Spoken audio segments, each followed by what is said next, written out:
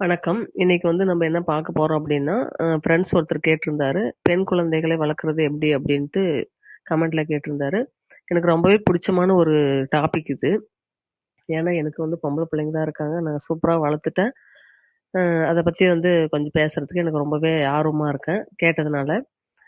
என்னன்னா, பெண் குழந்தைகள நம்ப பொறந்த உடனே பொறக்குறோம், ஃபீட் பண்றோம். ஃபீடிங்க்கு அப்புறமே உணவுகள், இணை உணவு, துணை உணவு எல்லா உணவும் குடுத்து, அந்த 3 வருஷத்துக்குள்ள 75% நாலேட்ஜ் குழந்தைகளுக்கு வளர்றதுக்கான அனைத்து உணவுகளையும் நம்ம குடுத்து வளர்க்குறோம். அந்த 3 வயசுக்கு அப்புறம் ஏதாவது ஒரு ஸ்கூல்ல சேர்க்கணும் அப்படின்றதுக்காக என்ன பண்றோம், எந்த ஸ்கூல்ல சேர்க்கறது அப்படின்லாம் குழம்ப வேண்டாம்.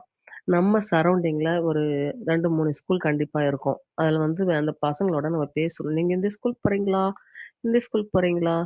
அந்த ஸ்கூல் போறீங்களா?" அப்படின்னு அந்த ஸ்கூல் நேம சொல்லி நம்ம பேசும்போது, அவங்களாவே சொல்லுவாங்க, "நான் இந்த ஸ்கூலுக்கு போறேனே" அப்படின்னு.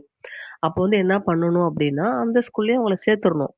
சேர்த்துட்டு, தினம் என்ன பண்ணுவோம், அவங்களுக்கு லஞ்ச் குடுப்போம், சாப்பாடு குடுப்போம், எல்லாம் குடுப்போம். மறுபடியும் ஈவினிங் வந்தாங்கன்னா, "இன்னைக்கு உங்க மிஸ் என்ன சொன்னாங்க? ஸ்கூல்ல என்ன நடந்தது?" அப்படின்றத தினம், தினம், தினம், தினம் அந்த குழந்தை பெத்த தாய்கிட்ட எல்லா விஷயத்தையும் ஷேர் பண்ணணும்.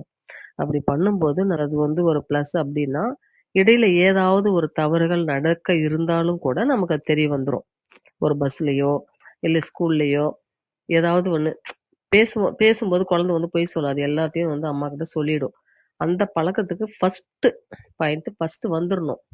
குழந்தை தினம் அம்மாகிட்ட நடந்த விஷயங்கள ஷேர் பண்றதுக்கு நீங்க வாய்ப்பு குடுக்கணும்.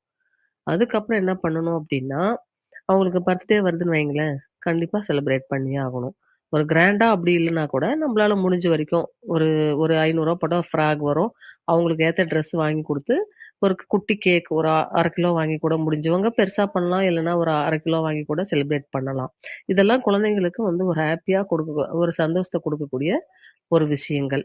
அடுத்து என்ன பண்ணுவோம், ஒரு ஒரு திங்ஸ் விளையாடுற பொருட்களோ, இல்ல ஒரு பாலோ, இல்ல வேற எது ஸ்நாக்ஸ் ஐட்டங்கள் சாப்பிடுறதுக்கு ஒரு குழந்தை ஆசைப்படும். அது என்ன பண்ணும், அம்மா கிட்ட, அப்பா கிட்ட மட்டும் தான் கேட்கும். நம்ம அத வாங்கி குடுத்துட்டோம் அப்டின்னா, நம்மள தானே கேட்பாங்க. அம்மா எது கேட்டாலும் வாங்கி குடுக்குறாங்களே அப்படின்னு அப்பா, அம்மா கிட்ட மட்டும் தான் அவங்க கேட்க ஆரம்பிப்பாங்க. இத நம்ம வாங்கி குடுக்காத பட்சத்துல தான் நெய்பர்ஸ் யாராவது வாங்கி தருவாங்களா? அங்கிள் வாங்கி தருவாங்களா? சித்தப்பா, பெரியப்பா, அண்ணா இவங்கலாம் யாராச்சும் வாங்கி குடுப்பாங்களா? அப்படின்ற ஒரு அடுத்த கட்டத்துக்கு அவங்க போயிடுவாங்க. அந்த வாய்ப்பு நம்ம அவங்களுக்கு குடுக்கவே கூடாது. ஓகேங்களா? எல்லாமும் நம்ம அவங்களுக்கு செய்யும்போது அவங்க என்ன நினைப்பாங்க? அம்மா அப்பா, அம்மா எது கேட்டாலும் வாங்கி குடுக்குறாங்க. நமக்கு எதுக்கு மத்தவங்க 3ஆம் நபருடைய ஹெல்ப் நமக்கு தேவையே இல்லையே! அப்படின்னு அவங்க சுயமா ஒரு தன்னம்பிக்கையா அவங்க அடி எடுத்து வைக்கிறதுக்கு நம்ம ஒரு பேஸ் மட்டமா இருக்கணும். அதுதான் என்னோடது. நான் சொல்ல வர்றது.